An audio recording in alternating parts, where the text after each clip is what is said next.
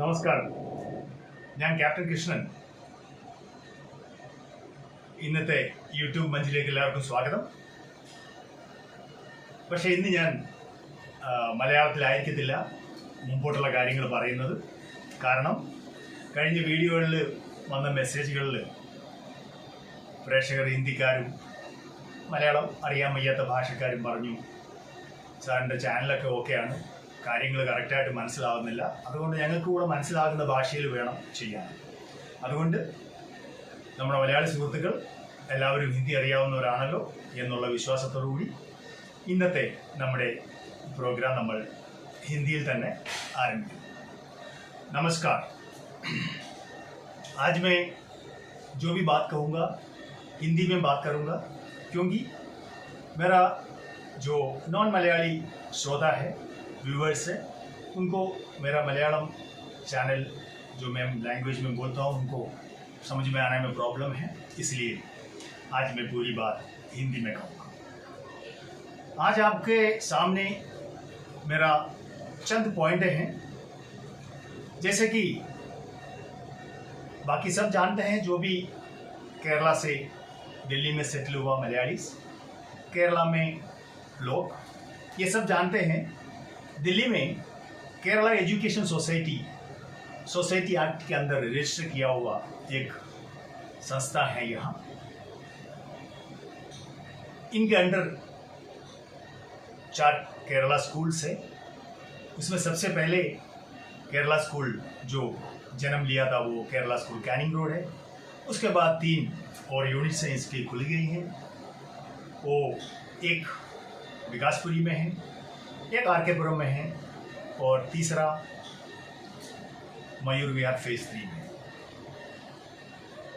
इनके बारे में मैं कुछ आपसे कहना चाह रहा था कि ये सोसाइटी इसलिए बनाया गया था, ये इनका उद्देश्य ये था कि दिल्ली में एक एजुकेशनल इंस्टीट्यूशन खोला जाए जिसमें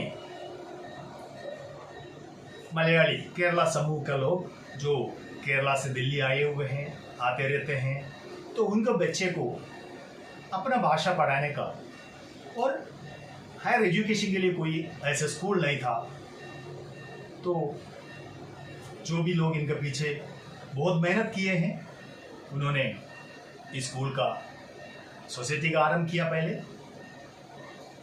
सोसाइटी एक्ट के अंदर इसको रजिस्टर करके स्कूल्स एक एक करके शुरू किए. इस सोसाइटी रजिस्ट्रेशन के बाद इनका एक बायलॉस भी बनाया गया.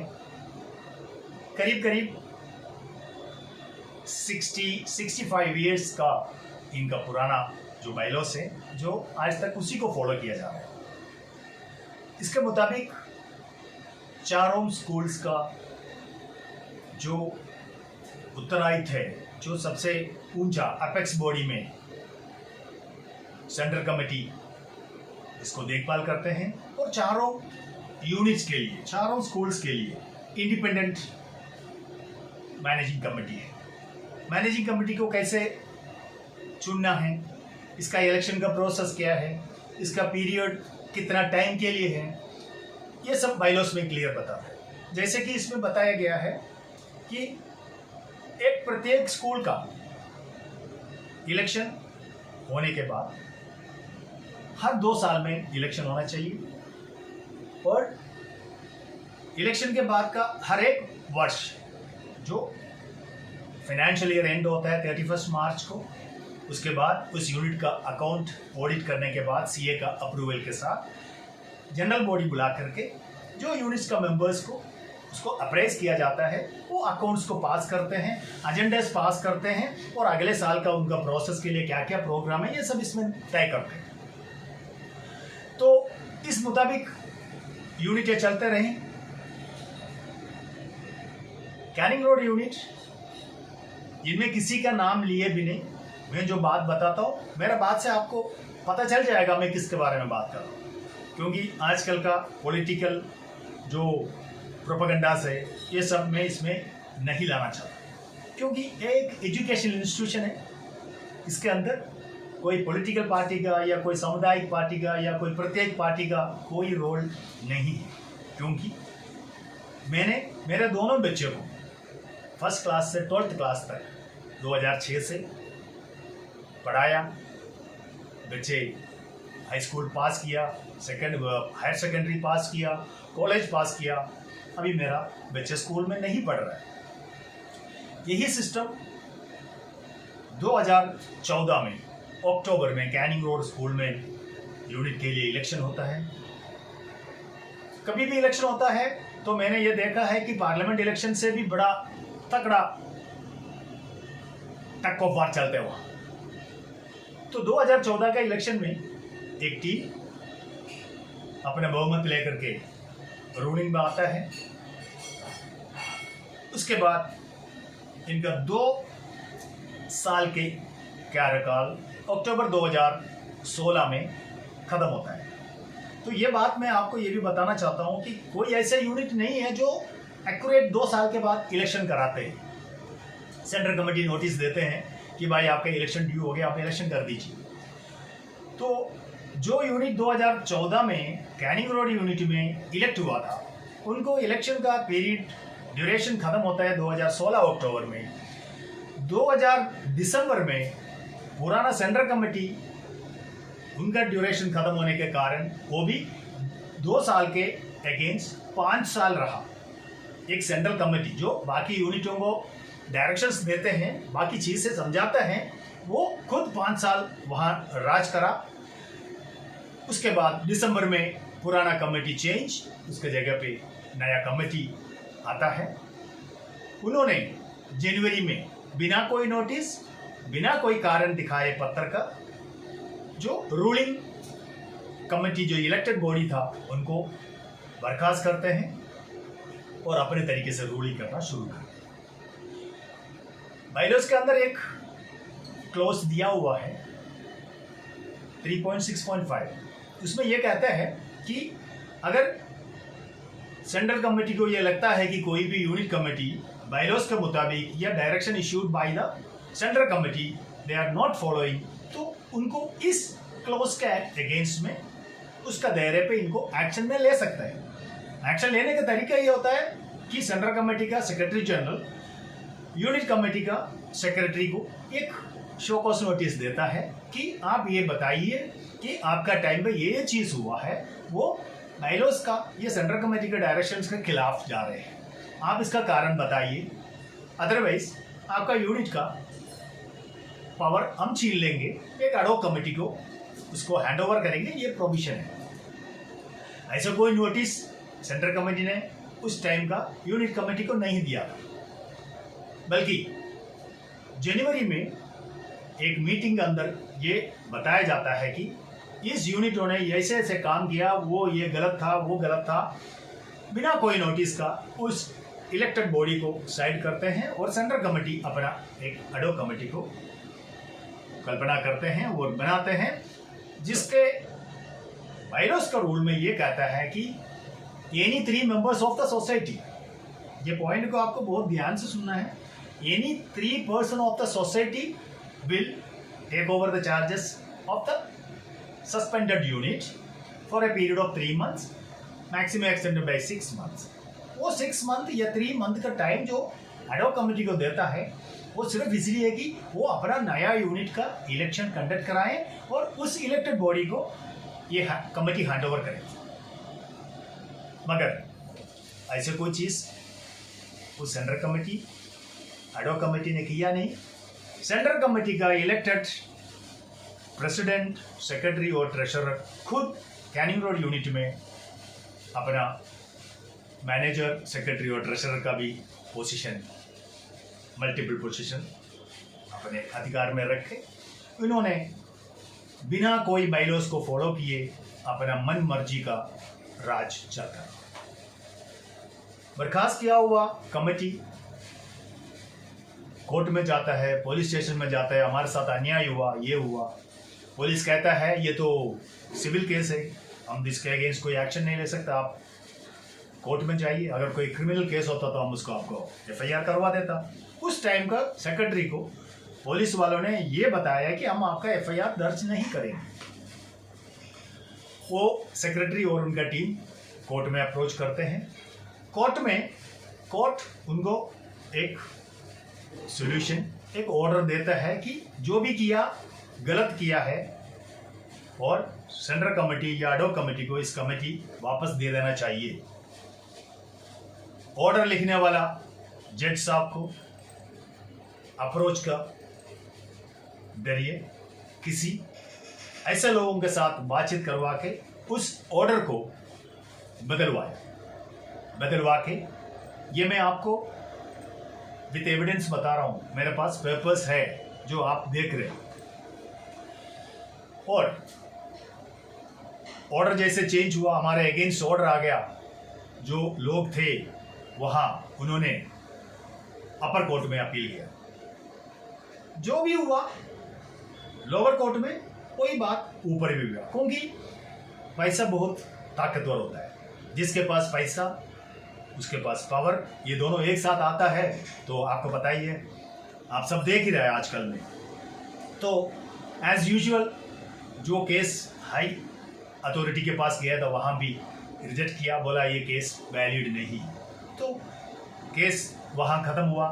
फिर इन्होंने काफ़ी टाइम जो एक्सपेल्ड कमेटी, एडॉक कमेटी का अप्रोच किया कि आप एक इलेक्शन कराइए, नया कमेटी को लाइए। बल्कि इलेक्शन कराने का एडॉक कमेटी का ड्यूटी होता है कि यूनिट का डे टू डे फंक्शन को रुकने नहीं देना, कि इधर कोई पोजीशन में नहीं है इसलिए वो चीज़ नहीं होगा, ये चीज़ ये होना चाहिए, इसलिए एडॉक कमेटी रखे। इन्होंने अपने मर्जी का 148 मेंबरशिप इशू किया। वो इन लोगों को इशू किया जो लोग अभी उस टाइम रूलिंग में था, उनको सपोर्ट में आ जाए। तो बोल करके यूनिट कमेटी का इलेक्शन तो किया नहीं। 2016 से 2022 तक, यानी कि आपको 8 साल central committee, ad hoc committee unit को चलाता रहा, कोई इलेक्शन नहीं कराया। और जहां बाइलॉस का क्लोज जो था कि इलेक्शन टाइम पे नहीं करना से हम आपको निकाल रहा है, तो मगर ये 8 साल में ये खुद क्यों नहीं निकले। फाइनली लोगों का अपील, एप्लीकेशन, कंप्लेंट्स, इसको मद्देनजर रखते हुए सेंट्रल कमेटी ने 2022 जुलाई में इलेक्शन कराने का डेट निकाला। इलेक्शन उस तरीके से हुआ क्योंकि पूरा यूनिटों का ऑडिटेड अकाउंट जनरल बॉडी में पास होना चाहिए। बट जिनको भी कोई क्वेश्चंस था, क्यूरीज था, उन्होंने किसी ने कोई जवाब नहीं दिया। एडमेंटली उन्होंने अकाउंट और बाकी चीजें पास करके एनुअल रिपोर्ट, फीडबैक रिपोर्ट, सब कुछ अपने आप पास करके इन्होंने अपना इलेक्शन कराया। 8 साल में जो इन्होंने कमाया हुआ अपना लोग, जिनको मेंबरशिप दिया, जिनके साथ नाइंसाफी से भी जिसको मेंबरशिप नहीं दिया, इन सब को मद्देनजर रखते हुए इन्होंने इलेक्शन किया। इलेक्शन जीत गया।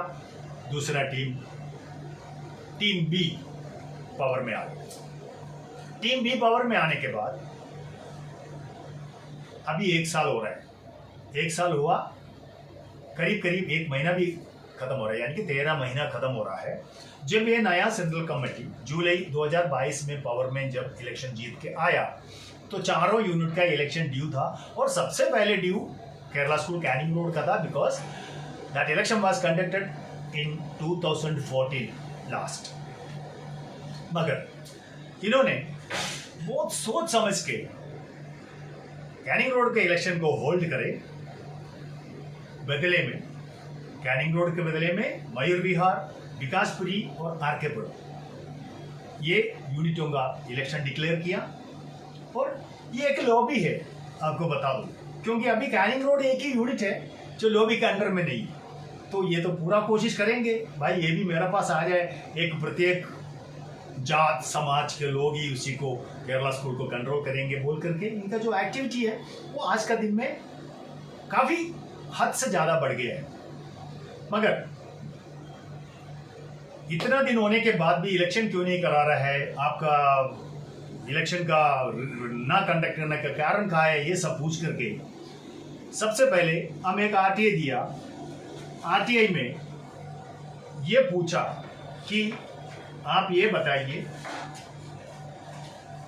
आज तक जो कैनिंग रोड यूनिट में लास्ट इलेक्शन के बाद आपने कोई मेंबरशिप इश्यू किया? आप 2017 से 2023 तक नया एडमिशन के लिए जो बच्चे आ रहे हैं 35-40 हज़ार रुपये लिए हैं और आपने 5,000 रुपये का रिसीट दिया, क्या आप उनका डिटेल्स हमें दे सकते हैं? नहीं दिया। उसके बाद आरटीआई ने ये पूछा कि ये जो केरला स्कूल है वो केरला के बच्चों के लिए ज़्यादा अहमियत रखते हैं, तो आप केरला वालों को छोड़कर बाकी किस किस को एडमिशन दिए? नहीं दिया reply. EWS economically weaker section के बच्चों को कितने को आपने एडमिशन दिया, आप ये बताइए। नहीं बताया। ऐसे आपको ये पता होना चाहिए कि केरला स्कूल, कैनिंग रोड या केरला एजुकेशन सोसाइटी के अंडर जितना भी स्कूल्स है वो एक प्राइवेट स्कूल नहीं है, ये गवर्नमेंट एडेड स्कूल है।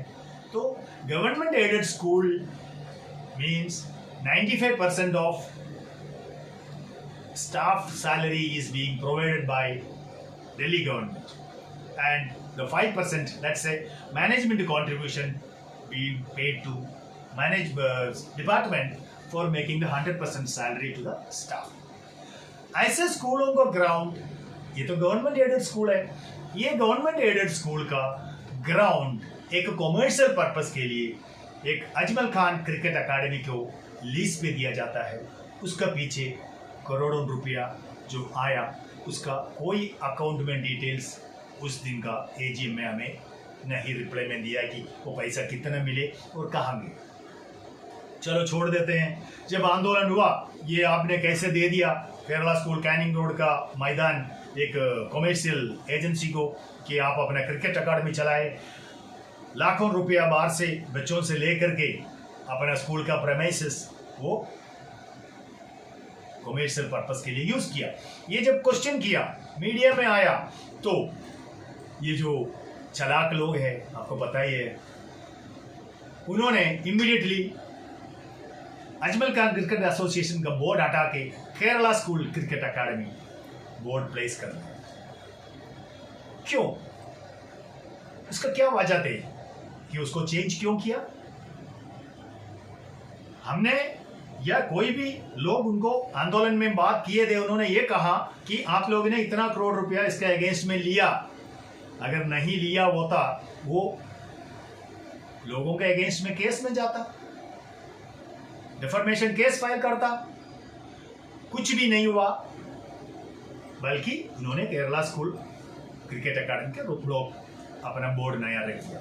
इट मीन्स इसमें घोटाला था, 100% घोटाला। और जो आरटीआई में इसका डॉक्यूमेंट मांगा कि आप हमें एक उसका एग्रीमेंट का कॉपी दीजिए कि आपके साथ क्या क्या बात पर इसको आपने लीज पे दिया। जब उसके बारे में पूछा तो उन्होंने ये कहा कि सोसाइटी के लिए आरटीआई एप्लीकेबल नहीं है। ये मेरे लिए या हम लोगों के लिए नया जानकारी है कि सोसाइटी आरटीआई के अंडर नहीं आता।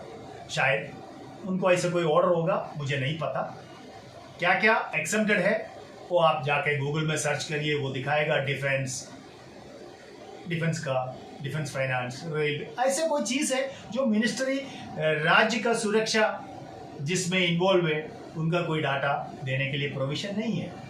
बट यही बात पूरा लोगों ने डिपार्टमेंट ऑफ एजुकेशन को फॉरवर्ड किया। डिपार्टमेंट ने रिप्लाई दिया कि हम आपका आरटीआई जो है कंसर्न्ड स्कूल को भेज रहा है। This is government aided school, they are liable to give the reply. अगर आपको 30 दिन के अंदर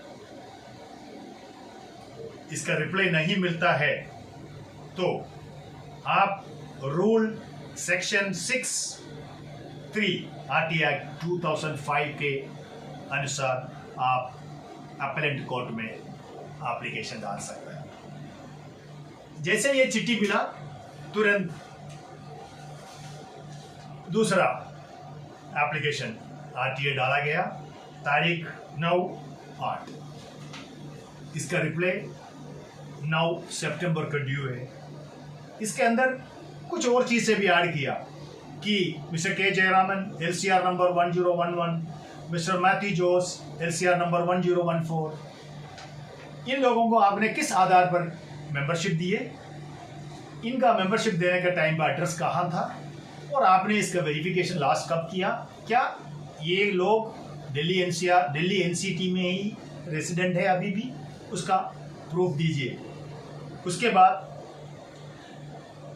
और भी ऐसा कुछ आप लोग ने एडहॉक कमेटी होते हुए सेंट्रल कमेटी का आदेश से, यानी कि दोनों एक ही है, यूनिट कमेटी में इधर वाला ऑफिस में बैठे, सेंट्रल कमेटी में उधर वाला ऑफिस में बैठे, वहां सजेशंस पास करते हैं, यहाँ आकर साइन करते हैं। तो हमने पूछा कि आपको क्या अथॉरिटी है जो एक एडहॉक कमेटी होते हुए आपने मेंबरशिप लास्ट ईयर इश्यू किया, और हमें आप वो लिस्ट प्रोवाइड करिए जो आपने मेंबरशिप में इश्यू की है। ऐसे सारे कुछ पॉइंट हमने दिया। एक महीना पहले, ये एप्लीकेशन देने से एक महीना पहले हमसे डिपार्टमेंट, इनका जो एडहॉक कमेटी बात करते हैं, बोला कि अगला सेंट्रल कमेटी का मीटिंग में हम आपका इलेक्शन का डेट डिक्लेयर कर देंगे और आपको हम इलेक्शन का डेट देंगे, जबकि तीनों यूनिट का इलेक्शन ऑलरेडी हो चुका है, सिर्फ pending Kerala school Canning road. Central committee का इलेक्शन तय हुआ, एजेंडा फिक्स हुआ, हमें कम्युनिकेट किया, हम बेफिक्र रहा है कि चलो अभी इलेक्शन डिक्लेयर होगा। बट हमें पता चला लास्ट मोमेंट में कि इलेक्शन का एजेंडा उसमें है ही नहीं, और जो लोकेशन जो स्कूल मीटिंग करने के लिए फिक्स किया था, लास्ट मोमेंट में उसको चेंज करके मयूर विहार स्कूल में ले। इंफॉर्मेशन मिलने के ऊपर कुछ लोग वहां पहुंचते हैं, उनको पूछताछ करते हैं, तो ये पता चलता है कि सेंट्रल कमेटी ने ये डिसीजन ली कि 2-2, 3-3, 400 मेंबरशिप दोबारा से फिर से इश्यू करें। तो लोग ने ये क्वेश्चन किया, आप ये बताइए, एक डेमोक्रेटिक कंट्री होके इंडिया में, और इंडिया का आस्थान दिल्ली में, ऐसे आप कैसे कर सकते हैं? बाकी यूनिटों का इलेक्शन बिना मेंबरशिप आप इश्यू किए, और कैनिंग रोड का इलेक्शन क्यों आप मेंबरशिप इश्यू करने के बाद करेंगे, जबकि अगले महीने इलेक्शन होना है? तो ये कौन सी संप्रदाय है जो आप फॉलो कर रहे हैं? बोला ये कमेटी का डिसीजन है। तो ये डिसीजन गलत है, ये नहीं होना चाहिए।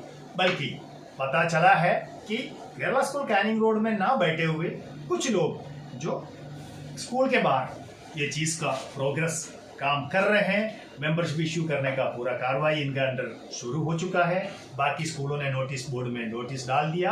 नोटिस बोर्ड में तब डाला जब last date of submission of application date पार हो चुका है, जो 16 अगस्त को था। हमारे पास नोटिस आता है 13 अगस्त। 16 अगस्त को डेट खत्म हो रहा है और फॉर्म 27 जुलाई को खत्म हो गया था। रीसबमिशन का डेट 16 अगस्त था। तो ये सब चीज बोल के भाई आप लोगों को तो मालूम होना चाहिए कि केरला स्कूल कैनिंग रोड में या दिल्ली स्कूल्स केरला स्कूल में क्या हो रहा है। लोग एक आर्टिकल दिल्ली का मलयालम डेली न्यूज़पेपर्स को देता है कि लास्ट इलेक्शन 2014 में हुआ था, आज तक केरला स्कूल का इलेक्शन नहीं हुआ कैनिंग रोड का। ये चीज़ आप इसको पब्लिश करिए और इनको ये बताइए कि मेंबरशिप इश्यू बिना आप इलेक्शन कर लेना चाहिए। इसके माध्यम से हमें एक जानकारी और मिला कि जो दिल्ली में चल रहा मलयालम पेपर्स का, इधर का कंट्रोल, दिल्ली का कंट्रोल मलयालम पेपर का मालिक कोटे में या कोझिकोड में बैठ करके नहीं कर रहा है। इधर किसी को इन्होंने अपना वसीयत दे दिया कि भाई दिल्ली में क्या न्यूज़ आना है, नहीं आना है, आप ही डालो, आप परमिशन दो। ऐसे किसी को इन्होंने अथॉरिटी दे दी। मैंने क्यों ये बोला? क्योंकि अगर एक चीफ एडिटर या ब्यूरो चीफ एक न्यूज़पेपर में है, उनको एक आर्टिकल मिलता है, अगर ये सच है, अगर जानकारी में लेना चाहिए, नहीं लेना चाहिए, न्यूज़ देना चाहिए, तो उनका डिस्क्रिप्शन है कि देव ना दूं। मगर जैसे मैटर गया, कई जगह पे मेल हुआ, उनसे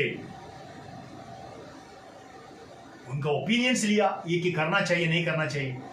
आखिर में ये हुआ कि उन्होंने बोल दिया, जो दिल्ली में इसका लॉबी जो इसको कंट्रोल कर रहे हैं, उन्होंने कहा है कि भाई ये न्यूज़ पब्लिश मत कर, दुनिया को पता चल जाएगा चीज़ गलत हो रही है। भाई कब तक छुपा कर रखेगा? जब न्यूज़पेपर में नहीं आया, हमने पेपर चीफ को, ब्यूरो चीफ से बात किया, बोला पढ़ करके आपको दोबारा बताऊंगा। महीना 1 होना जा रहा है, कोई आर्टिकल छाप के नहीं आया पेपर में। आरटीए डाल दिया उनको भी, केरला में भी दोनों हेडक्वार्टर में इनको लेटर्स दे दिया। हमने ये पूछा कि सर आप ये बताइए, दिल्ली में अगर कोई मलयालम न्यूज़ में आर्टिकल डालना है, न्यूज़ देना, तो हम किससे अप्रोच करें? ब्यूरो चीफ से या दिल्ली में किसी और कोई ऐसे शख्स जिसको आपने अथॉरिटी दी है? उनका रिप्लाई अभी तक आया नहीं। और आपको पता चल गया ना, लॉबी, जिसके पास पैसा है, ताकत है, वो सब कुछ है। मेरा फोटो डेली आना चाहिए, 4 आर्टिकल मेरे बारे में लिखना चाहिए, ऐसे लोग बहुत है, वो आपको वैसे देखे होंगे आप। अभी मैं आपको एक चीज़ और बताता हूँ। एक पर्टिकुलर बंदा, मुझे कोई पॉलिटिकल पार्टी नहीं है, ना मैं कोई पार्टी को फॉलो करता हूँ, ना कोई पार्टी में मैं विश्वास रखता हूँ, ये मान के चलिए। उस आदमी या मैं दिल्ली में केरला से आने वाला कोई भी एमपी हो, एमएलए हो, मंत्री हो, वो उनका करीबी है। क्यों? जबकि मुझे कोई पार्टी नहीं है, ना कोई मैं किसी पार्टी को विश्वास करता हूं, फिर भी मेरे लिए लोग पूछ के आते हैं, एमपी भी आते हैं, एमएलए भी आते हैं, जो केरला से है, मैं नॉर्थ इंडिया का नहीं कर रहा हूं। उसका बारे में थोड़ा जानकारी लेने के लिए थोड़ा पीछे जाना पड़ा। पीछा जो 2019 का लोकसभा इलेक्शन, आपको पता है केरला में 20 सीट्स होते हैं, 20 लोकसभा सीट्स जो एमपी सेंटर के लिए हम देते हैं। 20 सीट में आप ये मान कर चलिए केरला में त्रिकोण चैलेंजिंग चलता है, कांग्रेस, कम्युनिस्ट, एक और पार्टी। तो मेरा काम ये है, 20 मंडल में 20 या 60 कैंडिडेट को एक मोटा सा रकम इलेक्शन खर्चा के लिए दिया जाता है और आशीर्वाद देते हैं कि आप जीतो। एक एक मंडल में, एक एक कॉन्स्टिट्यूएंसी में 3 होंगे, यानी कि 20 × 3 = 60। पूरे लोगों को पैसा बांटते हैं, अच्छा रकम, मोटा रकम। एम कोई एक तो जीतेगा, 3 में से 1 तो जीतेगा। इट मीन्स 60 में से 20 तो जीत का आना ही है। तो वो 20 कोई भी पार्टी का हो, मेरे लिए तो मेरा बहुत ही करीब का है। तो ऐसे भी है लोग दिल्ली में, जो जिसको बारे में मैं बोल रहा हूँ वो भी जानता है, मैं जिसके बारे में बोल रहा हूँ मैं भी जानता हूँ, मगर किसी का नाम लेके इधर कोई फायदा नहीं। मैं कोई डिबेट नहीं कर रहा हूँ, मैं अपनी दिल की बात आपको बता रहा हूँ। तो कुल मिला के मेरा आपसे कहना इतना है, केरला स्कूल कैनिंग रोड का इलेक्शन निष्पक्ष, बिना कोई मेंबरशिप इश्यू किए होना चाहिए। ये कोई लॉबी का अंडर नहीं आना चाहिए, क्योंकि ये स्कूल मलयाली बच्चों के लिए है, कोई पॉलिटिकल पार्टियों के लिए नहीं, कोई राष्ट्रीय संस्था के लिए नहीं। इसलिए आप सब इस बारे में जानना आपके लिए इतना ही जरूरी था जितना मलयाली लोग इस चीज़ को जानते हैं। और जो नहीं जाने वो लोग ये बात को जाने।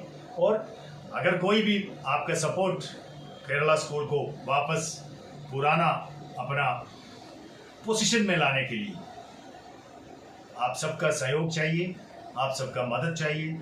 वीडियो देखिए, लाइक करिए, सब्सक्राइब करिए और आगे शेयर करिए ताकि बाकी लोग भी इसके बारे में जानें।